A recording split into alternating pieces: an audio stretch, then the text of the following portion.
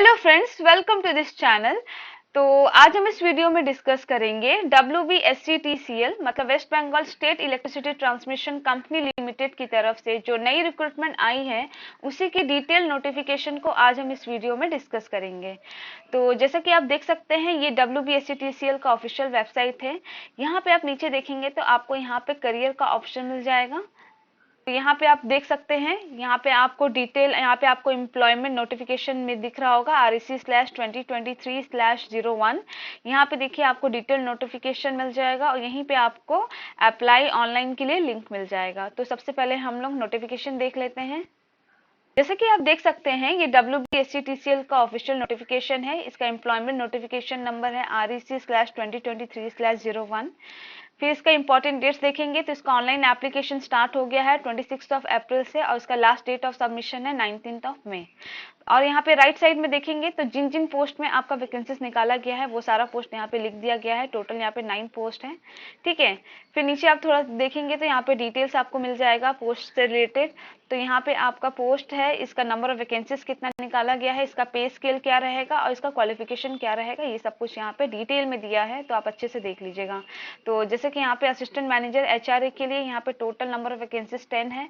ये लेवल 8 का जॉब है। इसका सैलरी जो है 56,000 मतलब इसका बेसिक पे जो है इसका 56,100 से लेके 1,60,500 तक रहेगा, ठीक है। और इसका ग्रेजुएशन मतलब क्वालिफिकेशन जो है इसमें आपका ग्रेजुएशन होना चाहिए इन एनी डिसिप्लिन और साथ में आपका MBA होना चाहिए 2 इयर्स का, ठीक है। इसके अलावा भी यहाँ पे बहुत सारा दिया है क्वालिफिकेशन, तो आप वो देख लीजिएगा।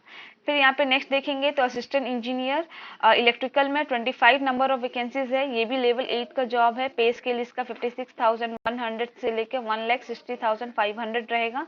इसमें आपका जो क्वालिफिकेशन मांगा है फुल टाइम्स आपका 4 इयर्स BE/BTech या फिर आपने BSc इंजीनियरिंग किया है डिग्री इलेक्ट्रिकल इंजीनियरिंग में, इलेक्ट्रिकल एंड इलेक्ट्रॉनिक्स में या फिर पावर इंजीनियरिंग में, या फिर आपने BSc इन फिजिक्स किया है और साथ में ही 3 इयर्स BTech किया है इलेक्ट्रिकल इंजीनियरिंग से, तो भी आप इसके लिए अप्लाई कर सकते हैं, ठीक है। फिर आप इसके बाद है आपका assistant engineer IT and CS के लिए। यहाँ पे नंबर वैकेंसी 6 है। ये भी आपका लेवल 8 का जॉब है। पे स्केल आपका सेम रहेगा। फिर आप यहाँ पे भी आपका फुल टाइम 4 इयर्स BE/BTech मांगा है या फिर BSc आपने किया है डिग्री इंफॉर्मेशन टेक्नोलॉजी से, कंप्यूटर साइंस से, या फिर आपने MCA किया है फुल टाइम तो भी आप इसके लिए अप्लाई कर सकते हैं, या फिर आपने BSc किया है फिजिक्स में और साथ में BTech किया है कंप्यूटर साइंस एंड इंजीनियरिंग से, तो आप इसके लिए अप्लाई कर सकते हैं। फिर इसके बाद है असिस्टेंट इंजीनियर सिविल। इसमें आपका टोटल नंबर ऑफ वैकेंसी यहाँ पे 10 है। ये भी आपका लेवल 8 का जॉब है। पे स्केल भी आपका सेम रहेगा। इसमें भी आपका फुल टाइम 4 इयर्स BE/BTech या फिर BSc मांगा है सिविल इंजीनियरिंग में या फिर कंस्ट्रक्शन इंजीनियरिंग में, ठीक है। उसके बाद जूनियर एग्जीक्यूटिव FNA। इसमें आपके 11 नंबर ऑफ वैकेंसी है। ये आपका लेवल 7 का जॉब है। इसका बेसिक पे है 37,400 से लेकर 1,08,200 तक का रहेगा। इसमें आपका भी ग्रेजुएशन इन एनी डिसिप्लिन मांगा है और साथ में आपका मतलब आपके पास इंटर CA ICWA या फिर 1 ईयर PG डिप्लोमा किए हैं इन फिनेंस एंड अकाउंट्स में, तो आप इसके लिए अप्लाई कर सकते हैं, ठीक है। फिर आपका जूनियर एग्जीक्यूटिव स्टोर्स में 11 नंबर ऑफ वैकेंसीज है। इसमें भी ये भी आपका लेवल 7 का जॉब है। इसमें आपका ग्रेजुएशन मांगा है इन एनी डिसिप्लिन और साथ में यहाँ पे PG मतलब डिग्री या डिप्लोमा मांगा है in logistic from a recognised university. और इसके अलावा भी यहाँ पे बहुत सारा क्वालिफिकेशन बताया गया है, तो आप देख लीजिएगा, ठीक है। फिर उसके बाद यहाँ पे देख लेते हैं जूनियर इंजीनियर सिविल ग्रेड 2। इसमें आपका 30 नंबर ऑफ वैकेंसीज है। लेवल 6 का जॉब है ये और इसका पे स्केल है 36,800 से लेके 1,06,700 तक का, ठीक है। इसमें आपका 3 इयर्स डिप्लोमा मांगा है सिविल इंजीनियरिंग से, ठीक है। लेकिन यहाँ पे देखिए लिखा है आपका recognised by West Bengal State Council of Technical Education, ठीक है। वेस्ट बंगाल स्टेट काउंसिल से आपने किया है डिप्लोमा तो ही आप इसके लिए अप्लाई कर सकते हैं। फिर उसके बाद यहाँ पे ऑफिस एग्जीक्यूटिव में 60 नंबर ऑफ वैकेंसीज है। लेवल 4 का जॉब है ये। 29,000 से लेकर 84,500 यहाँ पे आपका पे स्केल रहेगा। इसमें आपका ग्रेजुएशन मांगा है इन एनी डिसिप्लिन, ठीक है। और उसके बाद आपके पास होना चाहिए, आपके पास कंप्यूटर का सर्टिफिकेट होना चाहिए, तो वो सब यहाँ पे डिटेल में दिया है, वो सब आप देख लीजिएगा।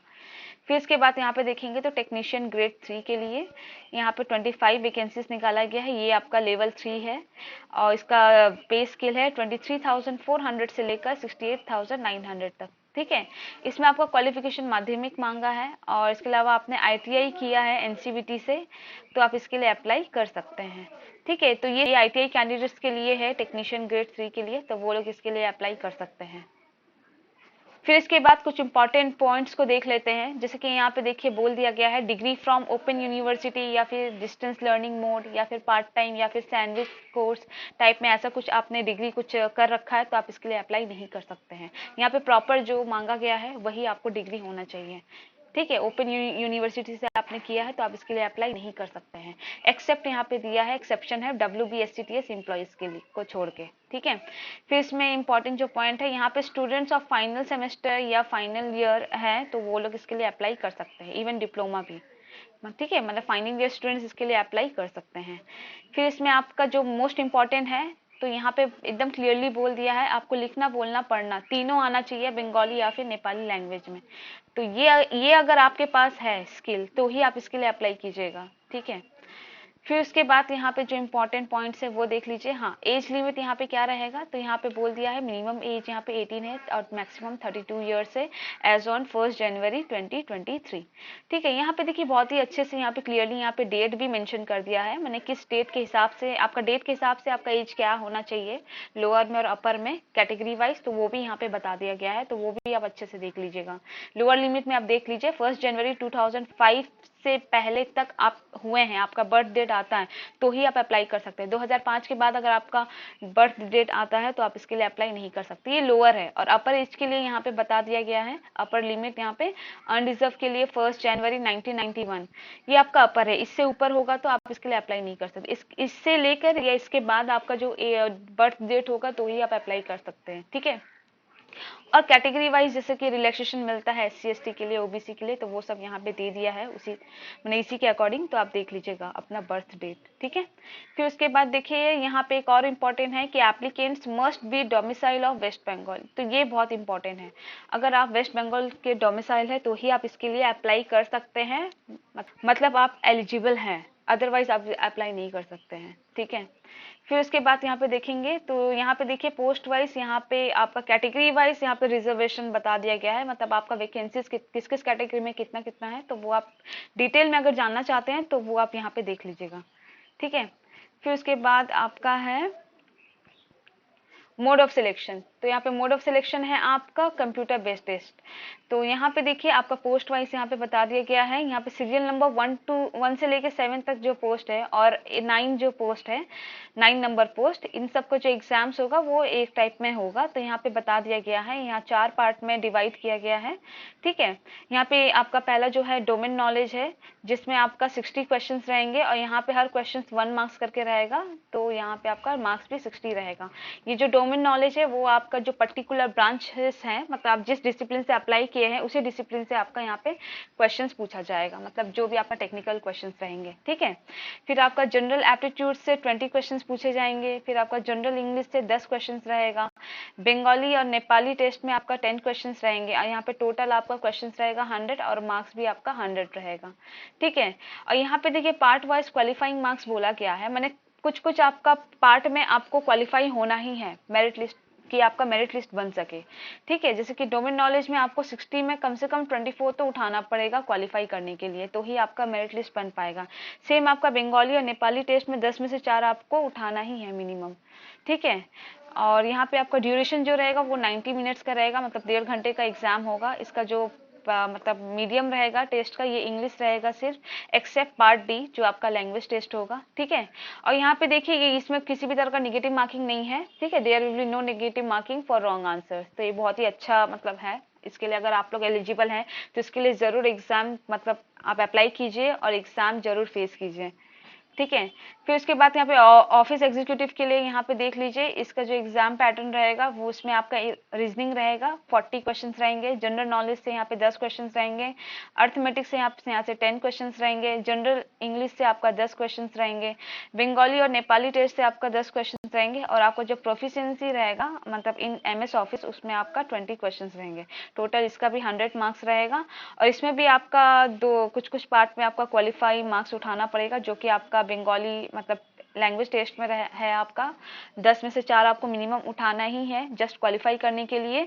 और प्रोफिशिएंसी इन एमएस ऑफिस में आपको 20 में से 8 मार्क्स उठाना होगा मिनिमम क्वालिफाई करने के लिए। उसके बाद जो आपका जो हाईएस्ट कट ऑफ रहेगा उस हिसाब से आपका मेरिट बनेगा। ठीक है, इसका भी आपका सेम है, 1.5 घंटे का एग्जाम होगा, इंग्लिश में मतलब पेपर रहेगा, एक्सेप्ट आपका पार्ट ई जो आपका लैंग्वेज टेस्ट होगा। ठीक है, इसका भी आपका नेगेटिव मार्किंग नहीं रहेगा।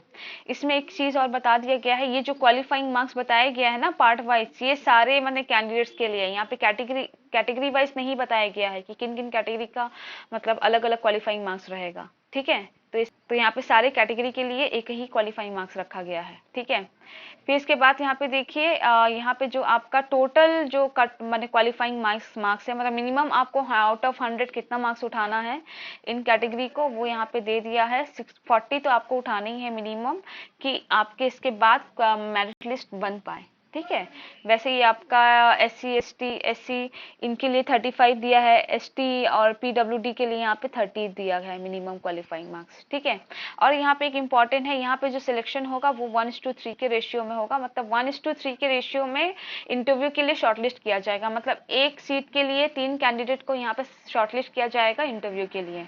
ठीक है, फिर उसके बाद यहाँ पे देखेंगे तो फिर आपका यहाँ पे पर्सनल इंटरव्यू है, तो यहाँ पे इंटरव्यू में आपका टोटल मार्क्स रहेगा 25, ये आपका क्वालिफाइंग नहीं है, जस्ट आपको इंटरव्यू फेस करना है। ठीक है, आप इंटरव्यू में जो भी मार्क्स सिक्योर करेंगे उस मार्क्स को CBT में ऐड कर दिया जाएगा, उसके बाद आपका फाइनल मेरिट लिस्ट निकाला जाएगा।